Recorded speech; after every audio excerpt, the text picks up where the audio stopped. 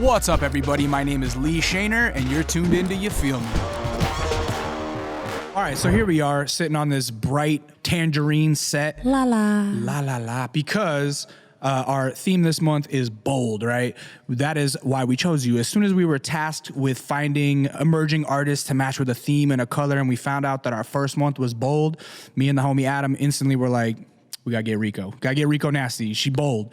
You emanate boldness, right? Everything from your visual aesthetic to your ear for beats, the banging ass beats. Shout out Kenny. Yeah. To like your scathing anti-hater incantation lyrics. I came up with that myself. You know what I mean? Even the makeup looks. Everything I think just screams bold. You have this magnetism about you that kind of says like, look at me, but at the same time, like I don't give a fuck what you think of what you see, right? Yeah. So you tell me, do you think you were born bold, or do you think your experiences have emboldened you over time?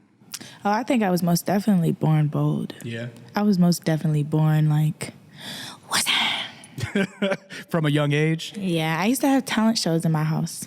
I don't have any siblings. Yeah. So I would put on talent shows for my parents. And who were the artists that you were emulating in these talent shows? Britney Spears, Spice Girls, Mariah Carey. Of course, Beyonce. So I'm like a good, 15 years older than you. Mine was crisscross. Do you know crisscross? Jump. I used to put on what I thought were rapper clothes, and I would go perform that song in the living room when we were at barbecues and shit. Oh my God! Would you wear your clothes inside out? They were backwards. Crisscross was backwards because inside out is wicked a whack. But yeah, I can relate to that. And you know what?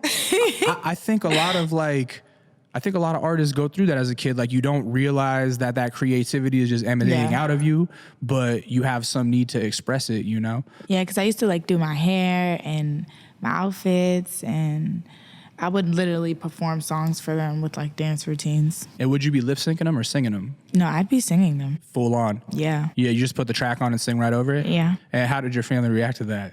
My dad did music, so he always thought it was like funny or adorable, like, oh, it's so cute. But my mom, she gets it from me. My mom was like, I'm not gonna lie, my mom used to teach me my dance moves. Really? Yeah, because Beyonce was going crazy at the time, and she had this one. Oh, yeah. That was like that. So my mom, she was like, do the uh-oh. Is your mom musical as well? Nah, not really, but she has great taste in music. Does she? So I guess, she is very musical. She has dope taste. What'd you grow up hearing in the house, other than the stuff you just named? Amy Winehouse. Oh, yeah, great. Erykah Badu. Oh, yeah. Floetry, Jill Scott. Wow. Nas. Yeah. Duffy. Damn, so your family's like in there burning incense, listening to the Roots and shit, huh? Wow. Yeah. With the Bob Marley posters there you and go. the like wooden tables. Yeah. Yeah. That sounds like a real healthy lifestyle. It's like foggy in there, but you don't know if it's from the food or the weed. Yeah, right. Yeah, I love my parents. That's when amazing. they were together. Yeah, that's amazing. So you grew up with a pretty eclectic palette of music. And did you see yourself early on like wanting to be like a singer? Did you have a good voice as a kid? No. I didn't want to do anything music. Really? Because you were a visual artist, right? Yeah, I wanted to be like a veterinarian. A veterinarian? You still got a dog? I do have a dog. What kind of dog is it? A Yorkie. You got a Yorkie? Mm-hmm. Yo, Teacup. my brother, shout out Teacup. My brother has a Yorkie named Napoleon, which is a perfect name because he got a Napoleon complex. Oh my God, my dog does too. He bad as shit. You want to know what we call him? The fun police. Because anytime somebody does anything, like if you raise your voice, if you're running, barks. yelling, oh my God, goes ape shit. Bro, so it's a Yorkie thing, I'm guessing. That's because my Yorkie dog thing. does that shit too. So we call him Fish Piss. Fish piss? Because he's just a piss party. Like, come on, man. Why are you trying to talk over me? Just always soiling the fun, man. That's it. It's funny because yesterday just walking around New York, because we're out here in the Bronx. Shout out the Bronx. I just seen some lady sitting with a Yorkie on her lap, and I was telling her the same story. She's like, oh my God, he does the same thing. He's such a little asshole. Maybe they're putting something in their food to make them talk. Because it's literally like I can have a full convo with my dog, and he talks to me. Like, he's like, what's he saying, you think? I have no fucking idea. I want him to stop. He's like, girl, you know I don't speak English. He's like, girl, when I met you, you had a lavender wig on. You don't change your wig about 13 times. I don't know who the fuck I'm living with. Get me out of here. You done switched up. Yeah. Oh, that's too funny. How old is your Yorkie? He's like 6 or... No, he's like 8 months now. Oh, 8 months? He's just a little puppy. Yeah, he's super small. Oh, that's so cute. Yeah, I have a 9-month-old puppy right now, but he's like looks like an adult and acts like an asshole too. So you wanted to be a veterinarian? Yeah. I always loved animals, and I always wanted to make things feel better. I don't know if that makes sense. Because not necessarily people. I didn't really like people growing up. I would have never thought that I would go into entertainment. You're like a Dr. Doolittle. No, because I soon learned that animals didn't like me as much as I liked them. What animals did you have growing up? Just dogs or other stuff? I didn't have any pets growing up, and I think that was a sign that I wasn't supposed to be a veterinarian. Really? So I'm curious about this, though, because I think it could reveal some other stuff. Does that mean that you were, like, interested in science and biology as a little kid? Yeah, Did you love that? Like, I used to go catch frogs. Catch frogs? With my cousins. Really? Yeah. I'm a country gal. This is in Maryland? Yeah. Is there a lot of country stuff around? This is in La Plata, Maryland. La Plata. So anybody who knows what I'm talking about back home, like, this is deep. So there's like little creeks and stuff? There's creeks. It was just really country, and it was always hot. Like humid, huh? Yeah. So in my neighborhood, it was like a circle, and in the middle, it was just a big field. So the boys used to play football and stuff. Yeah. And yeah, like I used to play brats. So like all their sisters would come to my house, and we would all play brats. But then like, I don't remember what happened. I think one of them little girls like was being fast, and my mom didn't want me hanging out with them or something. Stop. So I started hanging out with all the boys because my cousin. Yeah. And yeah, they took me on some crazy ass fucking Little Rascals type adventures. Like I swear, we went to a creek. I caught frogs. My cousin got a wart, and I was like, "Ew, don't fucking touch me." It was so gross. And yeah, we like did some really weird shit out there. It was cool though. You pick up snakes and shit like that too? Nah, not snakes, but I'm not like extremely afraid of like worms and stuff. Not afraid to get your hands dirty. Yeah, I don't know what it is. Like, I've always just liked shit. Yeah. Like, life itself was just always cool. Like, the fact that, like, I remember the first time I dug for a worm. And I was just like, what? This is what I'm stepping on. And, like, for a month straight, I walked so funny. You didn't want to hurt nobody. Yeah, so. You, like, had this moment where you're like, oh, we're all one with nature. I felt like shit. I was like, bruh, no more stomping, no more running. I was just hella calm because I was like, wow, like there's a whole world underneath us. Yeah, well, that's a very like kind of deep realization as a little kid. I was like 7, bro. 7, yeah. Hey, you're super sensitive. Young philosopher, you know?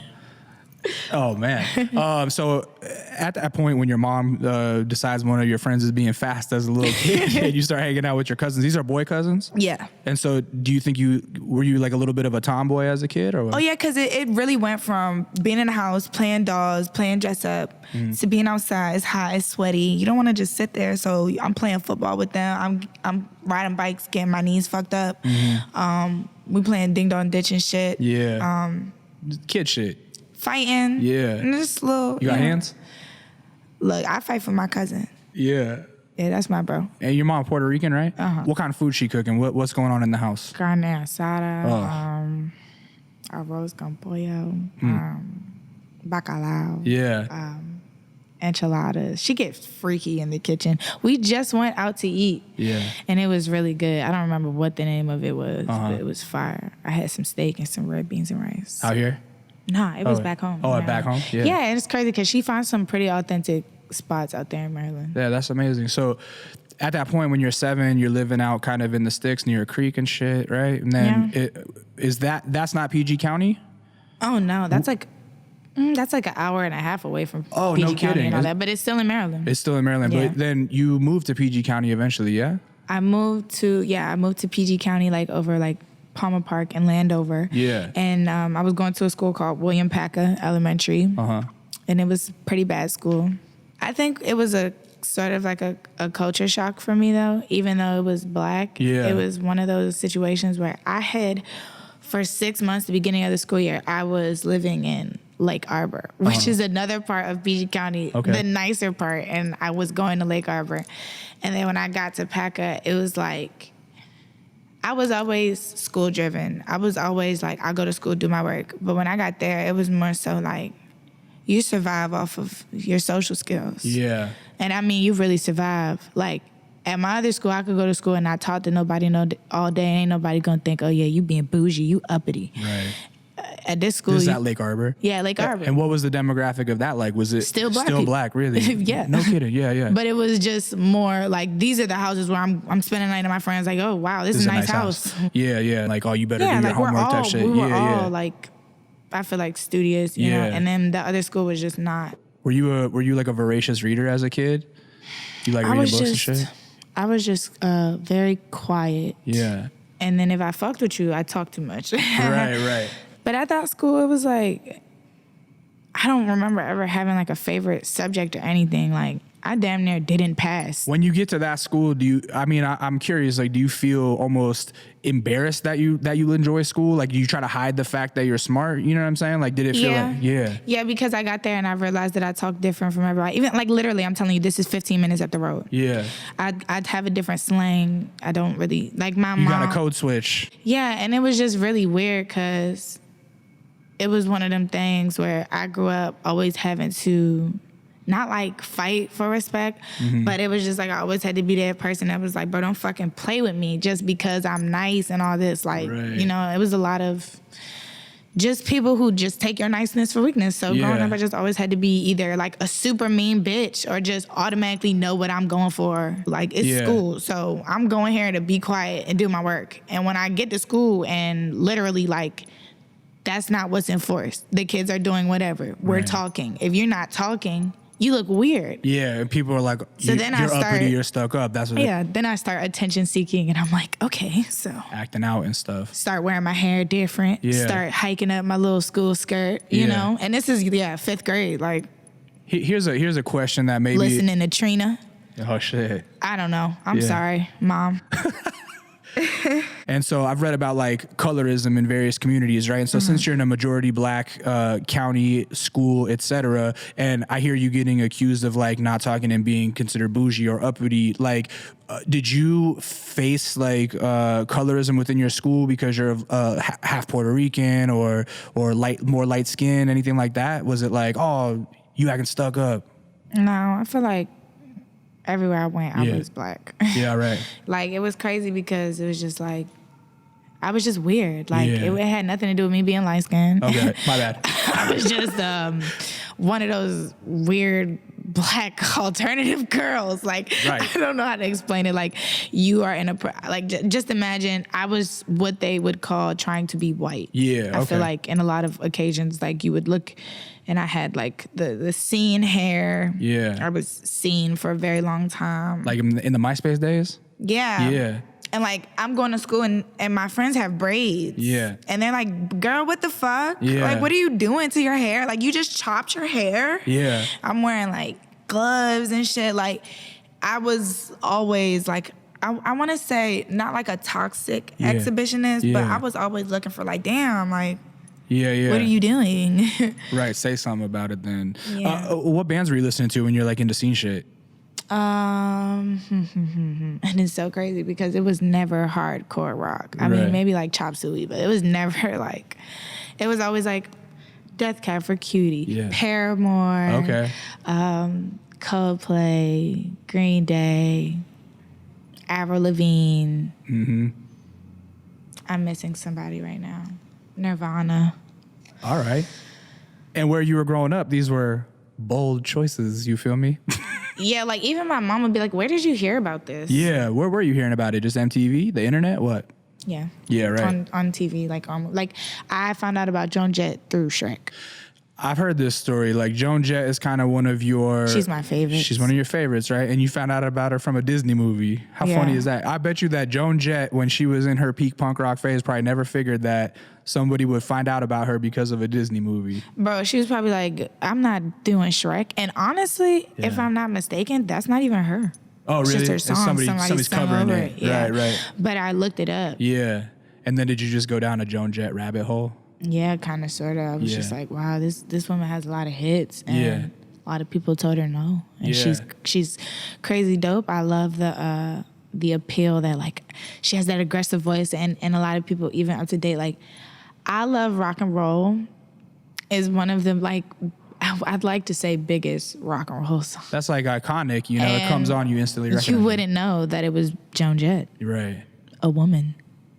Go listen to the song and be like, wow, this is a woman. I love her voice. I love it. I get a lot of inspiration from her. I get a lot of inspiration from the grit and the aggression. And she's just so like, suck my lady balls. And I'm like, yo, I would suck her lady balls, bro. I would. Like, blah, blah, like, she's crazy lit. Like, hey, same. Yeah. Shout out lady balls. I just turned left. But yeah, I love Joan Jett. That's tight. How old were you when you found out about Joan Jett? What age is that? Like 10. Oh, that's pretty early to like take a liking to 10, 11. Yeah, right. And at this point when you're 10 or 11, are you already working on visual art? Because I've seen that you're a painter. Yeah, you always been doing it? I feel like I started doing paintings and stuff when I was like 13. Okay. Because that's when I was in boarding school. And so let's talk a little bit about the boarding school. You're in this school that you feel kind of uncomfortable. I hated it. It made me not want to go to college. But you won like a lottery, right? Yeah. And so it didn't have to do with being like a excelled student or anything. It was No. Okay. And so boarding school, like you sleep over there, right? Yes. How's that? Well, there was 2 buildings. Yeah. This is the boy building. This is the girl building. 4 levels, 2 wings. Yeah. So it's like 8 girls for 4 floors, Yeah. and then 8 boys for 4 floors. And we have different houses based off colleges, and it was nice. It was cool. It felt like jail after a while, though. Like after the whole like field trip vibe, like, oh my God, I'm in boarding school, Zoe Right. 101. Right. Then you start really living there, and you're like, Yeah. I can't eat when I want, and I'm falling asleep in class, and I'm getting taught AP classes. I can't sleep in if I'm going through anything, cramps, anything. Like you can't really, it's no like flexible schedule for you to ever really be a child. And I feel like that's why I have this mature ass structured mentality, because like in your peak of rebellion, when you get put into like a place of confinement, and then not only is it away from home, away from everything that you know, all your friends, you gotta like really learn shit too. Like, I mean, like get good grades, or else like you're gonna lose all the fun shit that you even have. Because they take the access away. Yeah, if you don't do good in school. Yeah. So then slowly, little by little, it became one of those things where it was just like, I got there. I wasn't able to socialize. I wasn't able to just like, I just don't like people, bro. Like, I don't know. Like, I'm starting to like people now, bro, because my fans are cool as shit. And when I meet them, I'm like, damn, I wish I would have been friends with you or something. Right. But like, a lot of people have met me and been like, wow, your music's so crazy and you're so quiet or you're so chill. Right. So that's how I was in school. I got really tired of it. Yeah. And I got expelled. How long were you there before getting expelled? 3 years. Oh, so 3 years. How would you, before getting expelled, how would you get into mischief, or how would you what were your outlets while you were there, So it would just be shit that I knew was like gonna hurt me in the end. So during study hall, because I got into art. So during study hall, instead of doing my homework, they'd come and check on you to make sure you're doing something. You can't just be laying in your bed or just chilling. So I'd just be in there drawing, painting, saying it's for a project. Sometimes I do other people's work if it involved drawing and stuff like that, just so I could draw. Just so that could just be the only thing that I did at night. Like, I would not want to do my actual work. Then I started doing bad in school. A little, not like extremely bad, but I was getting all A's. And then it was just like, I don't know. Did you have a friend group there, or did you feel kind of isolated? I developed friends over a year's time, but I didn't really have. Were you homesick? Yeah, I was homesick. I feel like because everybody was from Baltimore, like when shit went down, they would always stick up for each other and have more trust from each other because like they came from the same situation. And I respect that. That's real shit. Because if I was on the other side, that's how I'd be too. But that being said, then you were the outsider. Yeah, I was outnumbered. So I had to like adapt and just I started liking some of the shit that Baltimore has to offer though. They have great art, and they're like poetry and shit. It's like their art scene is really cool. Yeah, when you're living there, I mean, do you guys get like free time where you could go out and explore the city at all, or like because the more I picture boarding school, the more it does sound like jail. Because it's literally like I started boarding school when I was in the 6th grade. Yeah, and I didn't get out until the beginning of my 9th grade year. Yeah. So in the 6th grade, they're not letting you do anything. You don't have a phone. We used to have to like have scheduled call times for our parents. Yeah. So yeah, it is like jail. Do you have TV time or anything? There is no TV time. No TV. We would have movie nights. Wow. See, I was assuming that you must have got into drawing because of like anime and shit. I'm literally like like a robot. I'm not like television driven. I'm not like none of that because I was like in academic prison for like a long time. So I'm just kind of just. That's wild. Was it just like an art class that got you into visual arts? It wasn't like, oh, I love this cartoon and I want to draw it. No, it was okay. One, my uncle, he used to draw me. Not necessarily me. This is crazy. Yeah. My uncle, he used to draw my cousin pictures and like graffiti and stuff like that. And it was beautiful. And like my mom was saving and stuff. And I'm pretty sure like my cousin had already seen it, but my mom didn't want her to ever lose it. So she always like kept track of them or whatever. And some of them were for me on my birthdays and stuff. Like he used to just draw me stuff. And I used to just like trace it, try to draw it. Like, it's just a talent that you respected. Yeah, but that wasn't like, I just wanted to learn how to draw letters and shit. It wasn't like characters or nothing like that, faces or anything. Like when I got into art class and I started learning about mediums and acrylic paint and oil and stuff like that, oil pastels, that's when I started really like gravitating towards it. While you're away from home and stuff like this, do you become, are you battling depression at this time? Like, do you feel like you grew up knowing depression or understanding like, oh man, I'm like... It's rare that I ever talk about being sad because I know that there's people out there who are really fucking sad and their life is really horrible. And like, I'm very blessed and I get that, but yes, I get sad. Everyone gets sad, but you know what? Those people who are sad that look up to you, they could relate. I'm learning though. Yeah, I'm learning the difference between being sad and being depressed, and I can honestly say like I've battled depression. Of course, I'm not depressed. Yeah, I'm sad and I'm confused and I'm lonely. Yeah, I think that's like a better way to say it, and it makes you feel more vulnerable when you really have to like say what you are instead of just saying I'm depressed. Well, and I feel that sadness, similar to happiness, is a fleeting moment, right? Like everyone's not always happy. Happy is like the moment that makes you feel so great. Just like sadness is like the thing you're going through makes you sad. Yeah, like today I'm happy. Yeah, man. In like I said, lurking through your Instagram over the years, like it's interesting because you're somebody who has such a big following, but you still have all the stuff up from when you was a kid. So you can go back and see what was happening in 2013, 2014. Yeah, and it's interesting because the farther you go back, it's like people don't even realize it's still there because it only got 50 likes and shit like that, but it's still there. Yeah. And as I was kind of going through and looking at it, I'm gonna be honest, like what you just talked about, depression through death, like I looked through your 2015 yesterday and I got it was sad, man. I cried a little bit because... You should have been happy. I was I went to Europe, I graduated, I had my kid. Exactly. Like, but yes, that's the thing is like what you were going through in that year of 2015 is something that a lot of people are never going to have to go through until they're much, much older. You know what I mean? Having a loved one like that die, but then also you having this great joy happen to you in being pregnant, right? And I think that you covered it with such grace. You know what I'm saying? Like like regardless of how you felt, you managed to portray a grace while you were going through it. Because there was this juxtaposition of like these RIP posts and then these like happy posts of like, man, my son is here. You know what I mean? And it's like, you could really see yourself getting out of it. And it's very inspiring. You feel me? So... Wow, I didn't know people could see that so much on Insta. Like, I'm a Cancer, so I'm very mushy inside. I'm happy that people can see that shit because it was a very rough, confusing time for me. But that's after you got back from the boarding school. Yeah, you're back home. Oh no, I had gotten expelled, and I was in public school, and that's really where I learned who I was because there was no structure. You do what the fuck you want.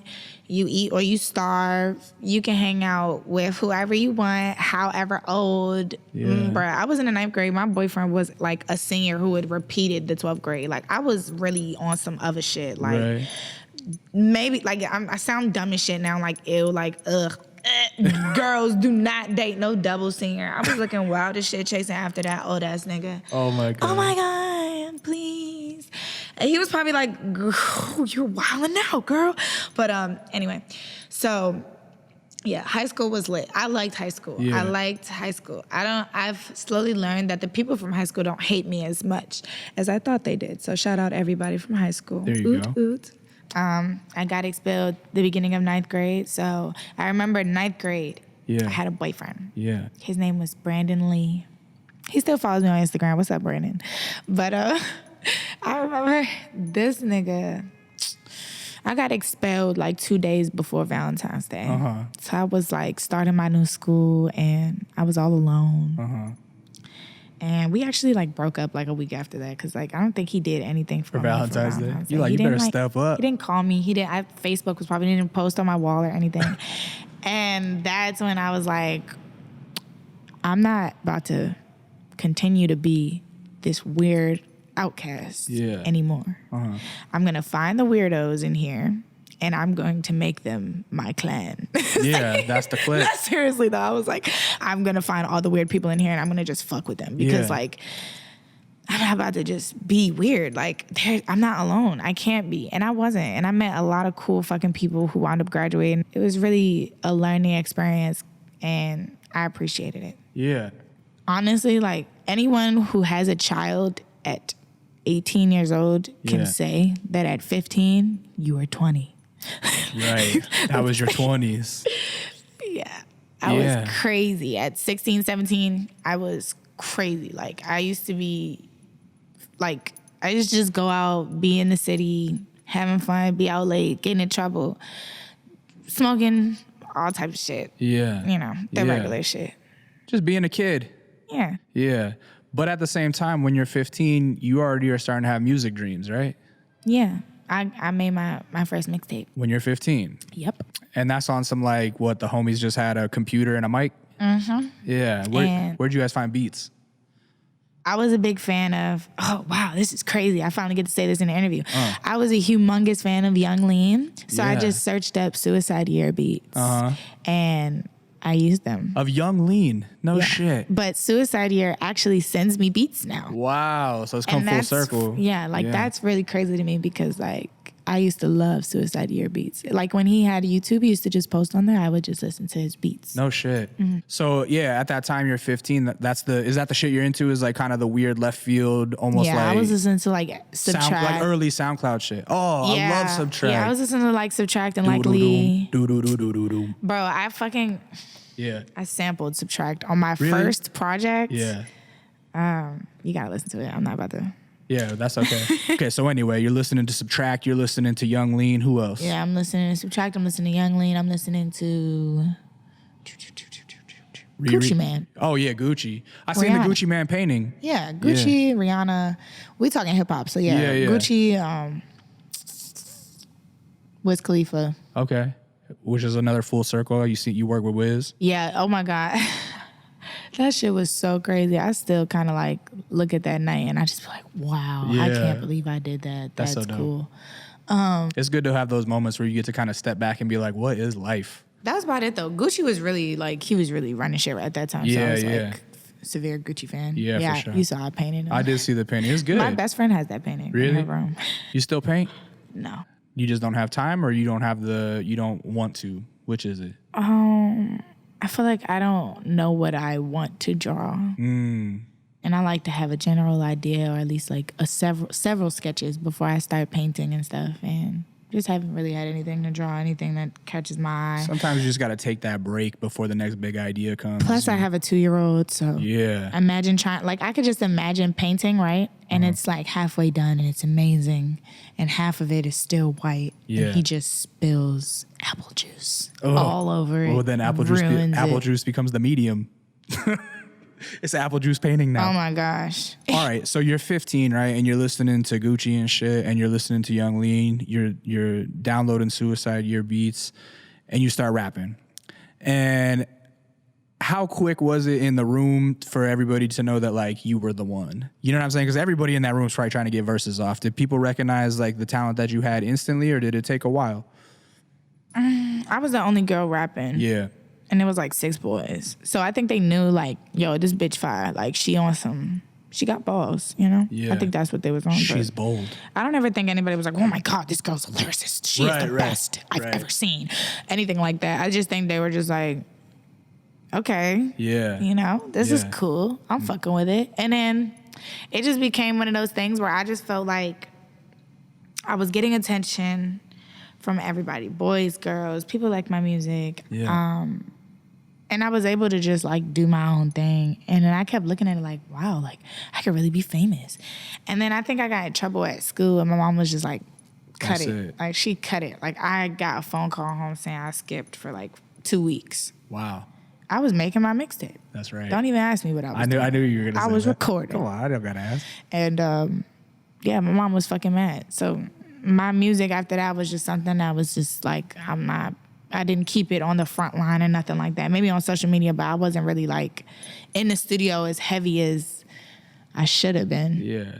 I mean, parents do that a lot. They mistake the thing that is really driving you as being the problem and not realizing that it might be the solution. Was a problem. You know? It was a problem. But it was the solution too.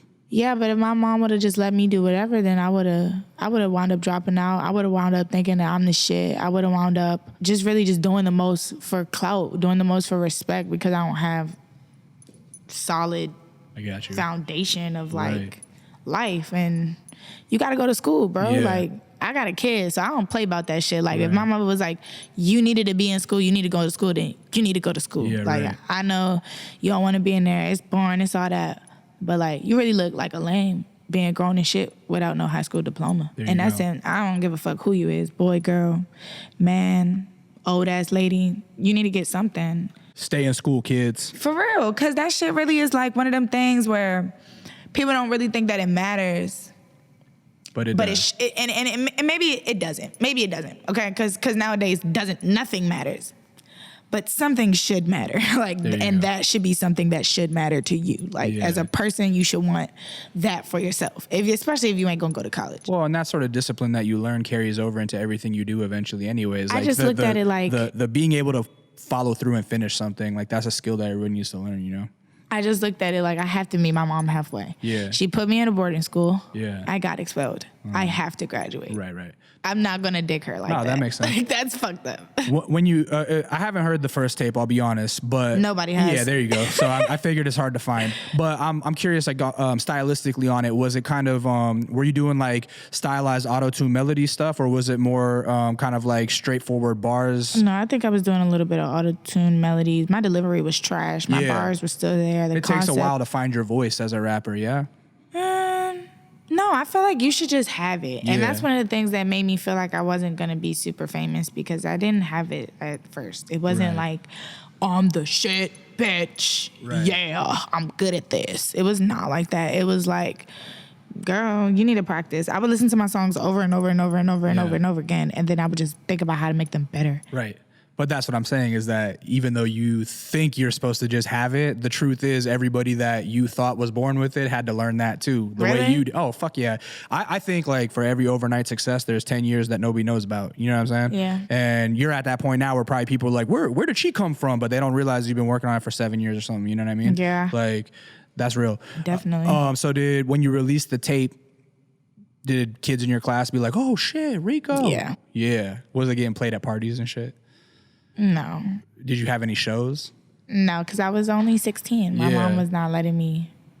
15, 16, 15, yeah. Like, my tape came out on Summer's Eve. So it was like the day before summer, which was like probably like May 31st, which was like the end of me turning 16. Right. I turned, So I was 16.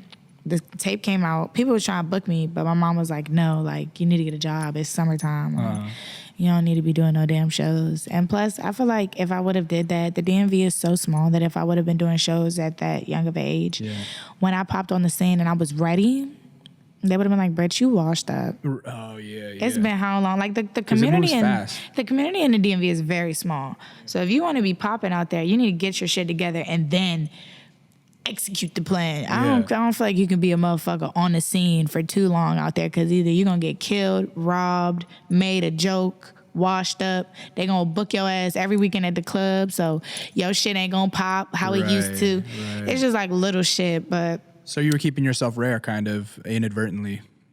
Is there any other rappers locally that grew up like as almost like an influence to you, or like that you saw as a kid, like, oh, he's kind of popping here? Yeah, there was a lot of rappers. You know, I really always fucked with Shot Glizzy or whatever, because he was like the biggest name coming out. But like, I remember in school, there was like different rappers at different schools. So like at my school we had Cutiful. Yeah, Cutiful. And then I think at another school they had Big Flock, Free Big Flock, man. They had like Thrax and everybody over there. And Yeah, so I went to school with Q and them. Yeah. And that nigga was lit. That was my homie. That's like family. He's in some of your earliest videos. Yeah, he's in iCarly. Yeah. And he just dropped a collab project with Kenny Beats called Bad Influence. I saw that. Yeah, I just saw that on your timeline. He's doing good. He's fire. He was definitely a big influence because I remember like when he first came out as a rapper, I think he was like the first boy at our school to do something like that. And it was like just all the little girls were just like, oh my God, he's a rapper. And I was like, okay, I guess. Yeah. So I'm thinking like maybe it works if you're a girl. So because you're thinking like they're looking at him like, oh, he's rapping. You're looking at that like, oh, but it's kind of attainable. I could do this too. Yeah, I'm looking at them like, ooh, I want to have guys like, she's a rapper on your lady balls. Yeah, on my lady balls. So eventually, you know, we linked up, and then I think when we linked, that's when I kind of grew my lady balls, because then he kind of like, he was like, you know, this shit is like, be what you talking about, bro. Yeah. He told me, he was like, be what you talking about, because you so fun and you so cool, bro, and you don't gotta be, you know, like, oh, I'm hard. You don't gotta be that, bro. You're fun, you lit. Just be yourself, and I did, and it's fucking lit. So the tape comes out, and then, you know, that 2015 that we talked about takes place, and you're taking a little break. Yeah. And I'm sure that you were kind of like hiding out to take care of yourself, you know what I'm saying? And like get through what you're going through, right? And trying to finish high school. Right, trying to finish high school, get everything done. And you're also in a period of mourning and probably self-reflection. And so I would imagine at that time, music takes a back seat. Yeah? Yeah. Well, I used to write. You were writing a lot? I was writing. Yeah, I was always writing. Even if, see, that's the thing, because I have a lot of songs that are on my phone that are probably so sad they'd make you cry. Yeah. They're like the Tacobella, hidden Tacobella joints. Bro, they're like really deep. Yeah. But I feel like vulnerability in this music shit is a double-sided sword. So I'd rather just be a pump it up, we're having fun type of bitch, rather than get deep on my life and y'all just like try to use that shit against me or whatever they be doing. I know that you have a few different identities that you've come up with. I mean, obviously Rico Nasty is the main nom de plume, and that's a persona in and of itself. But then you got Tacobella, who's kind of your more sensitive side. You got Trap Lavigne, right? You got all these personas that kind of help you compartmentalize different aspects of your music, right? Mm-hmm. And then you talk about if you get too vulnerable, people might use it against you, right? So do you think that part of why you come up with different personas is to protect Maria? I'm currently developing an emotional character right now. We haven't found out what her name was. Yeah. But I feel her. You know what I'm saying? Like, and I honestly feel like, I don't know if this is gonna sound crazy, but I don't really care how many personalities I develop over time. If I see it and I feel it and it's something that I feel more than once on a daily, then I will name it and I will bring it to life. Because that's what I did with Trap Lavigne. It was like, out of nowhere, I just wanted to wear like plaid. Like out of nowhere, I just literally wanted to be an Avril Lavigne. Yeah. Like I was like looking for like goth, but still sugar trap. And I brought her to life. I brought Trap Lavigne to life. It's interesting that you refer to Trap Lavigne as a her now, because when I heard you tell this story previously, you kept accidentally slipping like him. He's a him. Yeah, no, it's a her. Yeah. It's a her, and she's a bad bitch, but she's androgynous. So which is me. You know, I feel like Trap Lavigne is me. Like a lot of times you can catch me on my chill shit and I drip better than some niggas. So, I said it. So it be like that sometimes. Like, she's so fly, you think she's a guy. Right. I get it. They say it to me all the time, but it's one of those things where you own it. I'm owning my shit. Now I'm getting to the part where like shit starts blowing up for you, right? In my head. Yeah. So look, I've told you guys off camera already, you and Malik, man, like the story that you've told a million times, you guys can go Google search another interview, but like him DMing you and just asking like, are you still making music? I mean, I just think what you two have accomplished as young people from fucking Palmer Park is so inspiring. Like you guys it's crazy because Malik is from the whole other side. Oh, really? We didn't even go to the same high school. How did you guys end up like following each other on Twitter? How were you guys mutuals? Did you meet him at a party or something previously? Oh my God. No. You don't have to tell a story if you don't want to. I met Malik because I feel like we was going through something similar. Like I feel like he was dealing with someone or a situation that was just like draining. And I felt like I was dealing with a lot of shit that was draining. And I feel like we linked up on some friendship, like on some just like, I will never forget our first convo. Oh, baby, are you looking? I love you so much. But our first convo, we was on FaceTime for like I don't even want to say 4 hours. We was on FaceTime all night, and I had just met him. I had just met him. Like, so it just felt natural. It was so natural. And we were friends. And like, he offered to take me out to eat some food, and we went to go eat. And like the night, I think it was like the night or 2 nights before, like, mind you, he's not my boyfriend. He was never...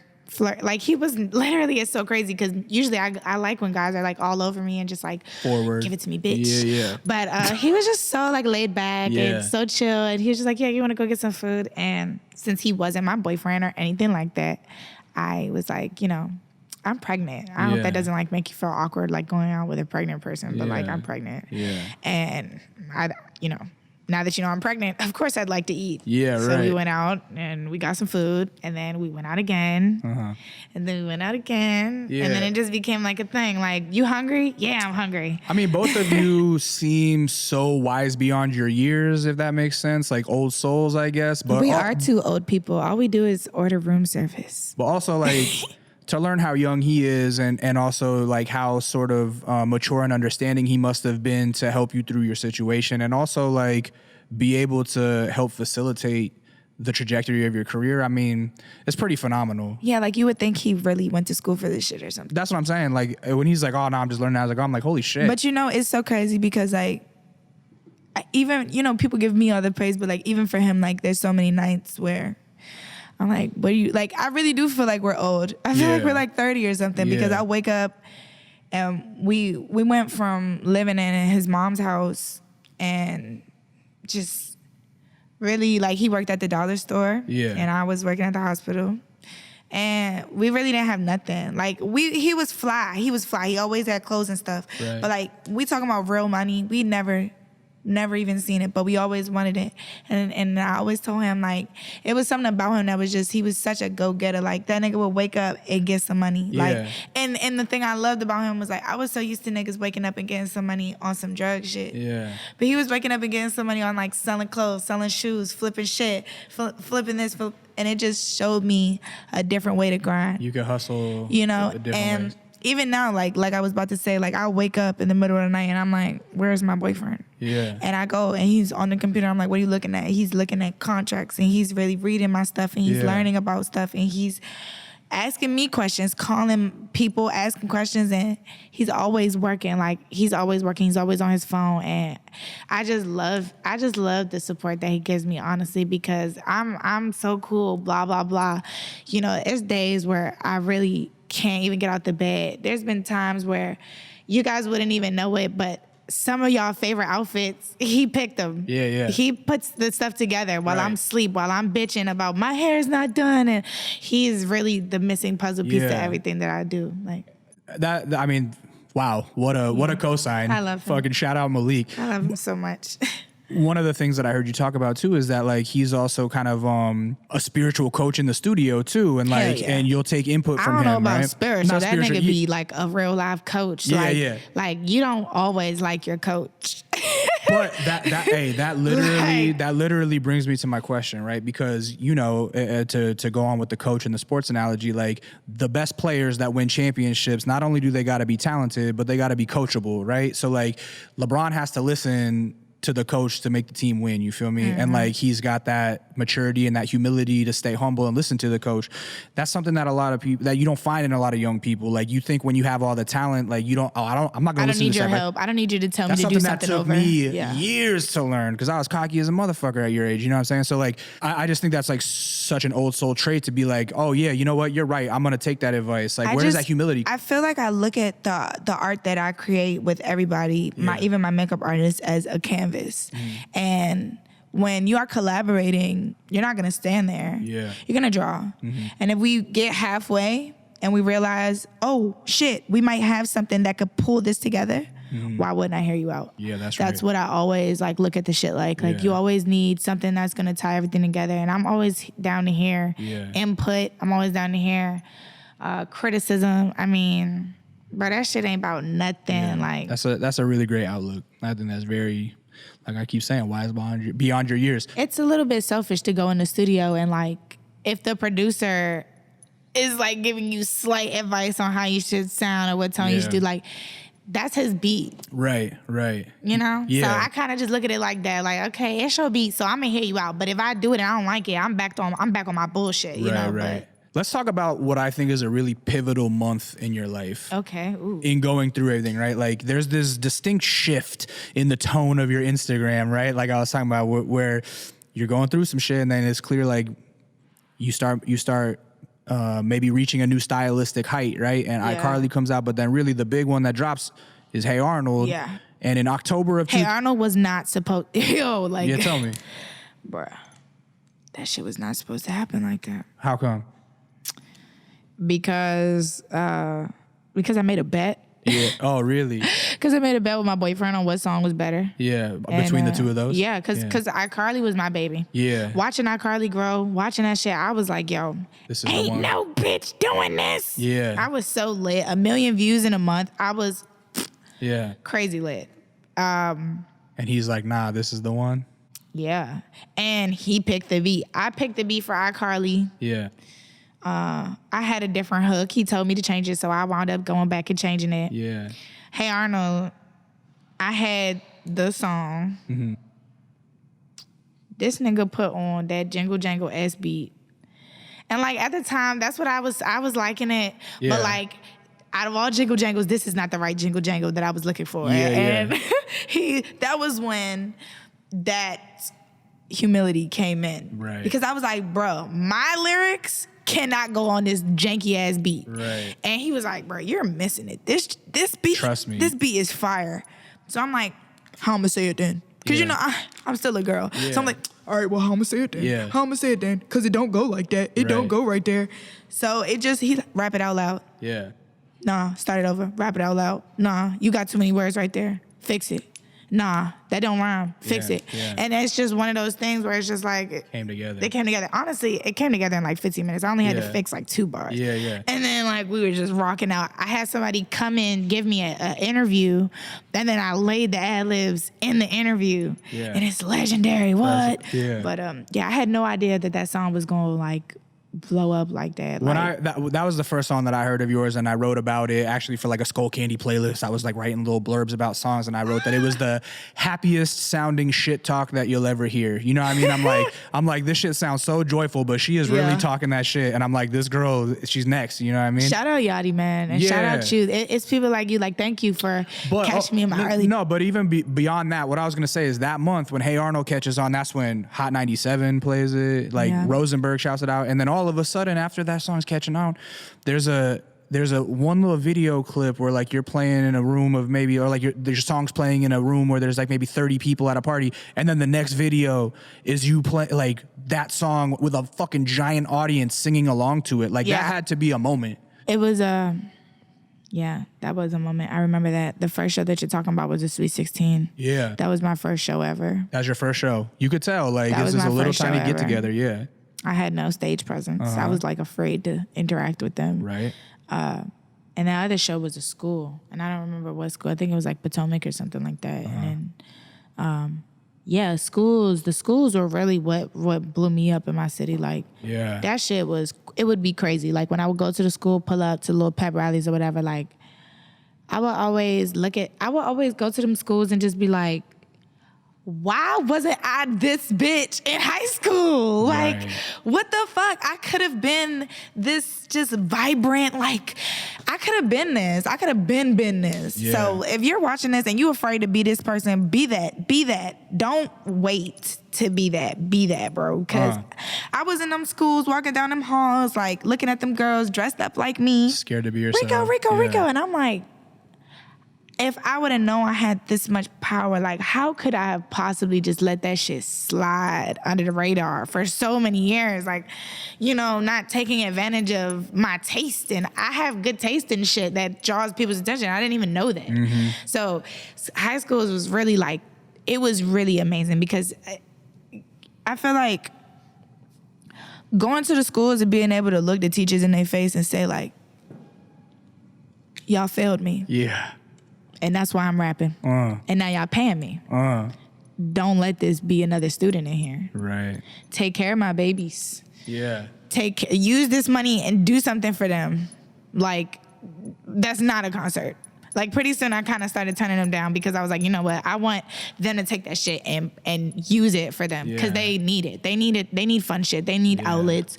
They need creative outlets and stuff. And that actually brings me to something that we could probably like wind this down with, right? You've experienced both sides of education. You experienced privatized education and public education, right? With you know, like late capitalism that we're in right now, there are certain people in the government that want all schools to be privatized and for like private businesses to own education. You know what I'm saying? Like they want private schools for everybody. Having experienced both sides, which do you feel was more beneficial for you? If you don't experience personal character development, something that's not forced, something that's not given to you at school, like people are teaching you need to show compassion, you need to show empathy. That is not how you teach somebody how to really show that shit. If you're in private school and you're in a bubble and you are protected from any possible problem or any, like, there's no bullies, there's no this, there's no that, there's no problems. And it's damn near like a jail because they don't even want to give you the opportunity to fuck up. That's cool and all for some people.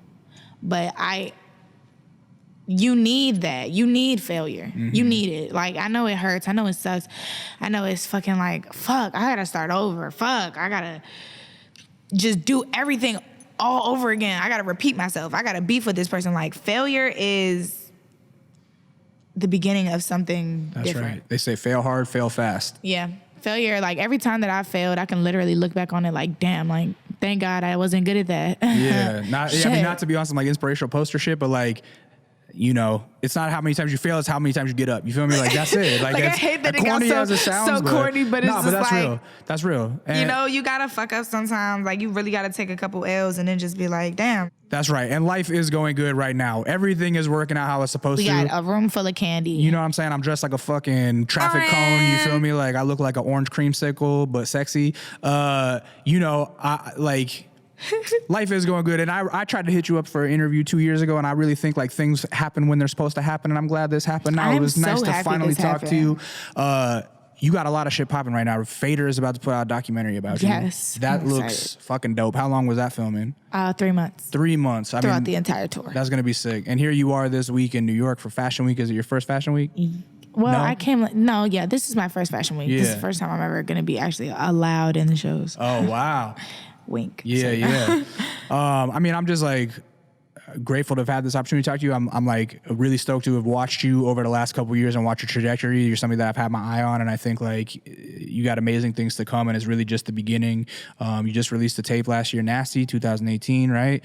And I'm sure that now that with the Atlantic deal, you'll have the like official major label debut soon, and it's gonna be fantastic. Oh God. You know, isn't it funny that you got 6 mixtapes, but they'll still call this your debut? Bro, you want to know a funny story? Yeah, please. This is the last story, though. All right, I did BET. Yeah. And it was live television. Yeah. And the girl, what's her name? She was on Love and Hip Hop. I think her name's like Amara or something. Like Amara and Safari were hosting. And I don't know what, I was having a fucked up day. First of all, I was having like the worst day ever. I was nervous as shit. Like, oh my God, live television. I've never been on live television. My music video never even been on TV. Like, what the fuck? I'm probably going like ugly as shit. I was so scared, honestly. Like, I know that's so crazy to think like that I think like that, but I really do think like that. I'm like, nah, freaking out. And then I get up there and everything that I was fucking afraid of happening literally happened. I got up there, she was like, yeah, she has out 1 mixtape. I was like, whoa. Yeah. I have out 1 mixtape? Damn. And if I say something to you, I'm gonna look like I'm actually hashtag hashtag I have 6, you know. I don't look like, whoa, none of them went platinum, you know. So I'm just gonna be humble and just like, you know, BET. So I just went with it. It kind of killed my whole vibe. But Safari was up there, and all I kept thinking about was like, Nicki, but not even Nicki. I wish Nicki, but not. Yeah, right. So it was cool, but I was just very like nervous. I was so nervous. I was just like, I'm such a rookie. Everyone's looking at me. But then when I watched it back, I was like, damn, bitch, you look really good. There you go. But that sucked. She didn't know how many mixtapes I had out. I felt like shit. I was like, wow, I'm not famous enough. See, that's why I did my research last night. There you go. It'll never happen again. That's all right. I don't care what the fuck happens. Yeah. I'm going to grab the mic and be like, no, actually. That's right. Where can the people find you online, Rico?